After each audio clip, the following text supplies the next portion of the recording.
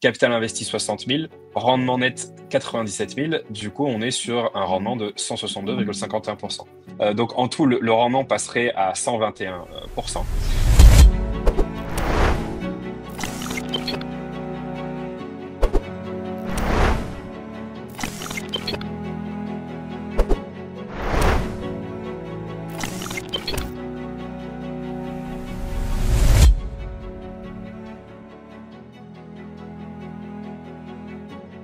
Donc, je vais vous présenter aujourd'hui une stratégie qui est extrêmement compliquée, pas à comprendre, mais à mettre en place. C'est une stratégie qui est utilisée par, en général, des fonds, puisqu'il faut avoir des robots pour automatiser beaucoup de ces process. Mais on peut le faire aussi manuellement. Moi, c'est une stratégie que j'utilise depuis maintenant des années. Pas tout le temps, parce que c'est une stratégie qui fonctionne, certes, tout le temps, mais qui fonctionne extrêmement bien quand on est justement en bull market. Et ben, il vous a pas échappé qu'on est rentré en bull market après l'élection de Trump. Donc, ça utilise un protocole principalement, Synthetix. J'ai pas le temps de vous expliquer en détail le fonctionnement de Synthetix. Par contre, je vais vous expliquer les grandes lignes. L'idée, c'est que vous pouvez, alors il y a plein de choses qu'on peut faire sur Synthetix, mais je vais me concentrer sur la partie trading à effet levier, donc avec les futurs perpétuels. Donc l'idée d'un futur perpétuel, c'est très simple. Vous prenez un pari avec un effet levier. Est-ce que vous pensez que le Bitcoin va monter? Oui, vous achetez. Vous pouvez ajouter un effet levier de 1, 2, 3 fois votre mise.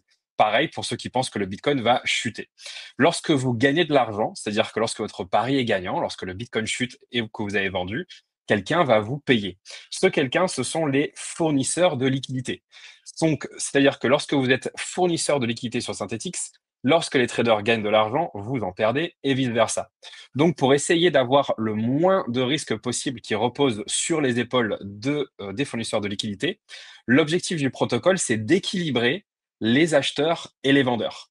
Par exemple, ici, on pourrait dire qu'il y a 45% de vendeurs et 55% d'acheteurs. Ça veut dire qu'il y a trop d'acheteurs et pas assez de vendeurs. Donc, en théorie, l'argent qui est gagné par les shorts peut être payé par les longs et inversement. Mais comme il n'y a pas assez de shorts pour couvrir tous les longs, bah, il y a 10% qui restent en gros à la charge des LP. Comme j'ai dit, l'objectif du protocole, c'est vraiment d'être à l'équilibre parfait. Donc pour ce faire, eh ben, on va tout simplement faire payer ceux qui prennent des positions longues, une sorte de taux d'intérêt qu'on appelle le funding fee. Et ce funding fee va être payé à ceux qui sont shorts. Pourquoi? En fait, pour attirer les shorts. Et donc, l'idée de Synthetix, c'est très simple. C'est pour rééquilibrer la balance, donc pour faire du 50-50, il suffit tout simplement de payer pour que les gens viennent shorter sur la plateforme. Alors, vous allez me dire, ouais, mais pourquoi est-ce que quelqu'un viendrait ici shorter du Bitcoin ou de l'Ether alors qu'on est en plein bull market? Eh bien, justement, l'idée, c'est de shorter à gauche, mais d'être long à droite. Si vous shortez pour 10 000 dollars d'Ether, mais qu'au même moment, vous achetez pour 10 000 dollars d'Ether, vous êtes ce qu'on appelle dans une stratégie neutre au marché, delta neutre, un hedge, appelez ça comme vous voulez. Ce qui signifie que l'argent que vous perdez sur votre short, vous le gagnez sur votre achat, et inversement, l'argent que vous perdez sur votre achat, vous le gagnez sur votre short. Vous avez compris, l'idée c'est donc, quel que soit le mouvement de l'Ether ou du Bitcoin, peu importe la crypto que vous utilisez pour faire votre short, quelle que soit sa fluctuation, en fait, vous restez au même nombre de dollars. Vous commencez avec 10 000 dollars, et bah, ça fluctue quasiment pas, ça restera à 10 000 dollars. Du coup, stratégie assez simple et logique. On va, par exemple, prendre un capital de départ de 13 300 dollars. Je vais vous montrer après, comme d'habitude, enfin, comme la dernière fois, mon fichier Excel et je vais vous montrer vite fait à quoi ressemblent les plateformes. Donc, ici, par exemple, je short pour 10 000 dollars ETH USD sur Quenta. J'utilise un effet levier de 3. C'est-à-dire qu'il faut qu'en fait, je dépose 3 300 dollars sur la plateforme. Ensuite, avec un levier de 3, ça me permet de prendre une position à la vente de 10 000 dollars. Et en ce moment, alors ça change tout le temps, mais en ce moment, ça paye 159%. Au même moment, j'achète pour 10 000 dollars d'Ether sur le marché spot, donc sur votre DEX préféré. Alors, il faut toujours faire en sorte que le nombre d'Ether que vous avez vendu soit exactement le même que le nombre d'Ether que vous avez acheté. Donc ça, c'est une des premières difficultés de la stratégie. Il faut donc faire bien attention. Des fois, il faut s'y reprendre à 2-3 fois. Moi, c'est ce que je fais. Des fois, je réajuste un tout petit peu pour être sûr d'avoir vraiment le même nombre d'Ether. Et plus important, enfin, tout aussi important, le prix sur Synthetix est donné par un oracle, l'oracle PIT, alors que le prix sur les marchés spot, comme vous savez, bon, bah, c'est l'offre et la demande. Et donc, il y a forcément une différence de prix entre votre entrée short et votre entrée longue. Cette différence, ça s'appelle l'écart ou le spread. Et bah, l'art de cette stratégie, c'est de la déboucler lorsque ce spread est plus ou moins identique au spread pour lequel on est rentré, voire inférieur ou supérieur, ça dépend bien sûr dans quel sens est le spread. Alors ensuite, qu'est-ce qu'on fait avec nos 10 000 Ethers? Bah, soit on reste comme ça. Et du coup, quel est notre rendement si on reste comme ça? Bah, on a 10 000 dollars, pardon, on a 3 300 dollars qui rapportent 159%. Parce qu'en fait, le rendement du short, je me suis trompé, hein, c'est pas 159%, c'est plutôt dans les 50%. Donc, vu qu'on a déposé 3 300 et qu'on gagne 50% sur 10 000, donc 3 fois plus, le rendement de nos 3 300 dollars, c'est 159%. Et les 10 000, ils servent juste là à hedger. Donc, en gros, on gagnerait 3 333 fois 159% divisé par le capital total, 13 300. Donc, on serait sur du 39% de rendement sur nos 13 300 USDC. Donc, on va arrondir à 40%. 40% de rendement sur du stablecoin, c'est, même en bull market, une très belle performance. Maintenant, l'objectif, ça va être d'optimiser un peu tout ça. Et ben justement, on a plusieurs possibilités. Par exemple, avec ces 10 000 dollars d'Ether, on pourrait tout simplement acheter des stakes Ether, enfin des stakes Ether, qui rapportent à peu près 3%. Donc en tout, le rendement passerait à 121%. Si je n'ai pas fait d'erreur non, je n'ai pas fait d'erreur de calcul. Tout à l'heure, je me suis trompé sur le calcul. C'est plus que 30% qu'on gagne, mais c'est pas grave. Donc 3% de rendement sur le stake Ether. On pourrait aussi les déposer dans une pool LP ROAP STETH Ether. Donc là, on irait gagner du 5-6% de plus. Ou alors, une stratégie que je vous expliquerai la semaine prochaine, on pourrait faire des boucles toutes simples, ROAP STETH, ETH. On peut utiliser des protocoles comme Contango ou le faire à la main. Et en fait, là, on fait une boucle, c'est-à-dire qu'on va acheter des Ethers et on va augmenter le nombre de WSTETH que l'on a, etc., etc. Donc en fait, c'est pour augmenter son exposition au rendement du ROAP STETH. Donc pour tout ça, ça nous permet de sortir comment ça s'appelle, des rendements assez élevés. On peut aussi, là c'est un tout petit peu plus compliqué, on peut aussi faire du levier de tous les côtés. C'est-à-dire qu'au lieu de faire que du levier à gauche sur le short, donc déposer 3 000 et vendre pour 10 000, on peut aussi faire du levier sur l'achat. Alors pour ce faire, en fait, on va tout simplement utiliser les money markets. Donc là, le capital de base est moindre, par exemple 8 300 USDC. On fait tout le temps la même chose, on va déposer 3 300 USD sur Synthetix, on va faire un short de 10%, et ensuite on va acheter pour 5 000 dollars d'Ether, et non pas 10 000. Et ensuite, on va tout simplement utiliser AV, Morpho, Fluide, peu importe, pour faire de l'effet levier, c'est-à-dire avec les Ethers, on peut déjà pour gagner 3% de plus. Et ensuite, on va emprunter de l'USD. Avec cet USD, on va acheter de l'Ether et on va faire des boucles jusqu'à obtenir un levier de 2 pour que ça corresponde à un achat de 10 000 dollars. Alors, le problème quand on fait ça, c'est que ça demande du temps. Le prix d'exécution du coup de chaque boucle est différent. Donc moi, ce que je préfère faire, c'est d'acheter 10 000 dollars d'Ether et ensuite, j'emprunte 5 000 dollars et les 5 000 dollars, je les retire et je vais faire autre chose avec. Et en fait, en faisant ça, c'est comme si j'avais fait une boucle, mais sans avoir à faire toutes les boucles. Alors, ça nécessite un peu plus de capital de départ. En l'occurrence, ici, j'aurais besoin de démarrer avec 13 300. Mais, in fine, le capital réellement investi dans cette stratégie, après que j'ai fait mon emprunt de 5 000, ce n'est plus que 8 300. Et donc, comme le rendement en dollars est le même, on gagne la même somme en dollars entre la stratégie plus ou moins simple et la stratégie avec du levier de partout. Sauf que comme le capital ici mobilisé est beaucoup moindre, et ben le rendement est beaucoup plus important. Et du coup, on va plutôt chercher du 206. Là aussi, c'est 206. J'ai pas eu le temps de finir la préparation, désolé. Donc là, on va plutôt chercher du 200% de rendement sur du stablecoin. Alors, vous pouvez me dire, OK, mais pourquoi est-ce que j'irais chercher, pourquoi m'emmerder en fait à gagner autant de rendement sur des stablecoins alors qu'on est en plein bull market? Parce que justement, l'idée, c'est que vous êtes investi sur du StackIF ou du BTC ou du Sol, vous êtes exposé à ce marché, vous empruntez des USDC, et c'est ces USDC empruntés que vous allez utiliser pour faire ce type de stratégie. Alors, il y a bien sûr, comme vous le savez, des stratégies beaucoup plus simples. Au cours de tous nos rendez-vous du jeudi, je vous présenterai des stratégies beaucoup plus accessibles, etc. Ça, c'est juste une stratégie qui, en ce moment, marche bien, que j'aime particulièrement, et qui permet de cracher du 3-10 sur du stablecoin. Alors, voilà à quoi ressemble la plateforme pour trader sur Synthetix. Donc, la plateforme s'appelle Quenta. Il faut savoir qu'il y a Quenta sur Base, Quenta sur Optimism et Quenta sur Arbitrum. Le plus risqué de tous, c'est Quenta sur Optimism. Et c'est celui que j'utilise parce que c'est aussi celui qui paye le plus. Pourquoi Quenta sur Optimism est plus risqué que sur Base? Parce que sur Optimism, le stablecoin qui est utilisé, c'est le SUSD. C'est un synthétique collatérisé par du SNX. Il tient le peg, mais il y a quand même pas mal de risques de liquidité dessus. Alors que sur Base, on utilise de l'USDC. Donc, vous n'avez pas le risque de SUSD. Pour moi, le protocole synthétique, c'est quelque chose que je connais bien, j'utilise depuis des années, et du coup, j'ai confiance au SUSD. Mais je vous recommanderais de ne pas aller sur Optimism et du SUSD si vous êtes allergique au risque et que vous voulez limiter le plus possible le risque. Donc voilà comment ça se passe. Là, par exemple, on peut voir deux shorts. J'ai un short sur l'Ether, dont le rendement sur le short est de 52%. J'ai un levier de 3, donc en fait, je gagne 3 fois ce 52%. J'ai un short également sur le sol. Alors sur le sol, ça paye beaucoup, beaucoup plus. Là, on est à 115%, donc vous multipliez par 3 par rapport à mon investissement initial. Donc là, on est plutôt sur du 345% de rendement sur la vente de mes sols. J'ai aussi du SUI, mais sur une autre adresse, etc., etc.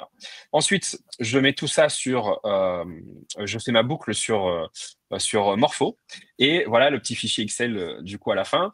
Donc là, par exemple, donc je commence avec un capital de 39 000 USDC, je l'échange pour de l'SUSD. Donc là, il y a déjà une perte, je perds quasiment $200 à cause du taux de change USDC-SUSD, donc ça, faut le noter parce que c'est important de le prendre en considération dans son calcul. Ensuite, j'ai donc acheté 39 000 $ d'Ether, ce qui faisait 11,64 lorsque j'ai mis en place la stratégie à 3 351. J'ai déposé 13 000 sur Quenta et j'ai shorté 11,64 là au nouveau Ether. Alors, le prix du coup est différent. J'ai shorté à 3 555 alors que j'ai acheté à 3 351, donc différence de 4 $. Ça, c'est mon spread. Il faudra que je le garde en mémoire. J'ai ensuite échangé mes 11,64 Ether pour 9,83 RWAP STETH au taux de 1,18. Et enfin, j'ai déposé mes 9,83 RWAP STETH pour emprunter 22 000 $. Capital investi, 30 000. C'est donc 39 000 plus 13 000 moins 22 000. Et le rendement total de la stratégie. Alors en ce moment, le prêt de USDC face à mes RWAP STETH, il me coûte 5,27%, mais le prêt sur Sol, lui, il me rapporte 16%. Vous vous rappelez, expliqué la dernière fois que sur Morpho, en ce moment, il y a des incentives et on est payé pour emprunter. Donc, moi, je paye sur USDC, enfin sur le WRAP STTH, et je suis payé sur Sol.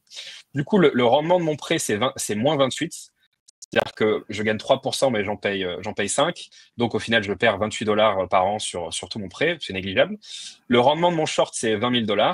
Rapporté au capital, donc 20 141 $. Ça, c'est le gain net, donc les intérêts moins ce que ça rapporte. Rapporté au capital de 30 000 $ investis, ça nous sort du 68,81%. Sur Sol, même chose, je ne vais pas vous détailler tous les calculs. J'ai pris 2 fois plus parce que ça paye beaucoup plus.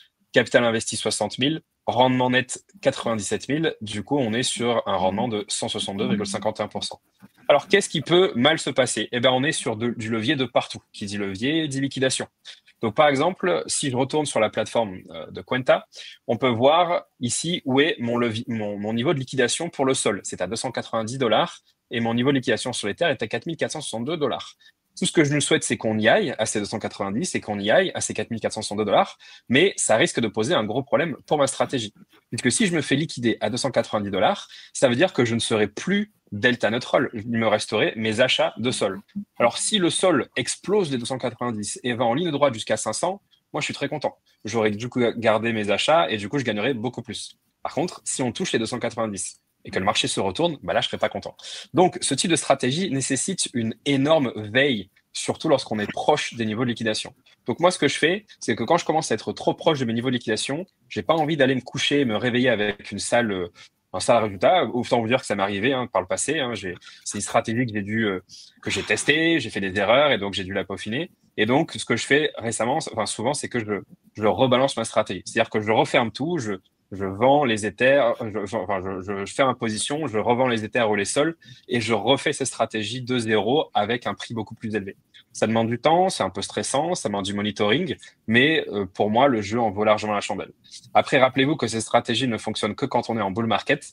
Si on repasse dans un marché normal, là où vous voyez l'évolution du taux de funding, pour l'instant est très élevé, Mais comme vous le voyez, en octobre, il y a plusieurs journées où on était en territoire négatif. Quand on est en territoire négatif, c'est-à-dire que cette fois-ci, vous devez payer pour vos shorts. Alors, ces stratégies, moi, comme je dis, je les fais depuis très longtemps. Et des fois, enfin, la plupart du temps, du coup, quand je les fais, je suis en territoire positif. Et de temps en temps, pendant quelques heures, ou des fois un jour ou deux, je suis en territoire négatif. Il n'y a pas à s'alarmer, ça arrive, c'est juste que l'équilibre est revenu parfaitement à 50-50 ou que des fois il y a un peu plus de vendeurs. Et du coup, ce que je fais, c'est que j'accepte de perdre un peu plus sur quelques jours, puisque les gains que j'ai fait précédemment contrebalancent largement les pertes. Maintenant, à un moment donné, quand je vois que les rendements diminuent beaucoup trop et que c'est plus intéressant et qu'on commence à regagner que du 15-20%, c'est là où j'arrête ces stratégies et que je repasse sur les stratégies un peu plus classiques. Top, super. Voilà Merci beaucoup. pour cette stratégie. Ouais, merci beaucoup pour la présentation. Alors, elle n'est pas très connue, hein. C'est vraiment une stratégie d'expert, la stratégie des funding rates. Et effectivement, comme le monde Pascal est extrêmement volatile, donc ça marche super bien en bull market. Là, on le voyait à la fin de ta courbe sur la droite qu'on avait des taux extrêmement importants. Attends, j'enlève le mode partage d'écran. Voilà. Qu'on avait des taux extrêmement importants depuis une semaine, en gros, hein, depuis qu'on est passé en bull market. Et ça paye extrêmement bien. Par contre, effectivement, c'est beaucoup, beaucoup de monitoring. Donc, c'est pas une stratégie de bon père de famille, comme on pourrait l'appeler. C'est vraiment une stratégie de presque, non pas de trader, mais d'investisseurs très actifs qui passent une bonne partie de sa journée à monitorer, en tout cas. On est d'accord. Ouais, je sais qu'il y a la fameuse phrase: «Ah, c'est les stratégies des fonds», tu sais? En général, les gens disent: «Ah, moi, je vais t'apprendre à trader comme les fonds», ça fait un peu classe. Voilà, pour le coup, c'est vrai. En fait, la plupart des hedge funds, ils s'emmerdent pas, ils font des stratégies de delta neutral. Alors, ils ne le font pas sur Synthetix, ils vont le faire plutôt sur des vrais exchanges centralisés. D'ailleurs, la plupart d'entre vous, vous connaissez peut-être, Etana et leur USDE. En Ouais, c'est le fait, principe. l'USDE, c'est la tokenisation de ces stratégies. Mais Tout bien à fait. sûr, ça rapporte moins parce que c'est pas synthétique et tout. Et tu parlais tout à l'heure des marchés prédictifs avec le pari du Bitcoin à 100 000. Et peut-être que d'ici 2-3 semaines, je vous montrerai une stratégie de delta neutral à base de paris. C'est-à-dire que d'un côté, On t'a perdu temporairement. aussi avec les paris. Ouais, est-ce que là, Bon, c'est revenu?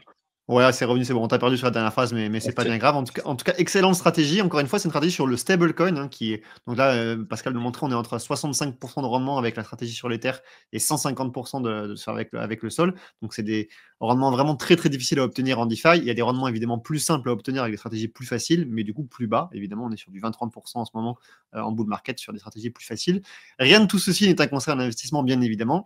Pascal, il est juste là pour vous montrer ce qu'on est capable de faire aujourd'hui avec la blockchain et avec la DeFi, en fait, en termes de stratégie, en termes de finances décentralisées de manière générale. C'est ses stratégies à lui. On ne donne pas de conseils d'investissement. On n'est en aucun cas obligé de les répliquer. Mais si vous souhaitez vous former pour comprendre tous les mécanismes de la blockchain et de la finance décentralisée qui permettent de déployer ces stratégies, que vous soyez un particulier ou même un professionnel qui veut se lancer là-dedans, eh bien, n'hésitez pas à rejoindre nos formations. Donc, il y a évidemment la formation finance décentralisée dans laquelle Pascal est l'auteur et qui vous explique tous les fondamentaux de tous ces protocoles qui viennent d'être présentés. Puis il y a la formation aussi Consulting Blockchain qui vous apprend les bases générales de la blockchain, le Bitcoin, l'Ethereum, toutes les autres blockchains qu'il y a derrière et toutes les applications qu'on peut avoir sur la blockchain.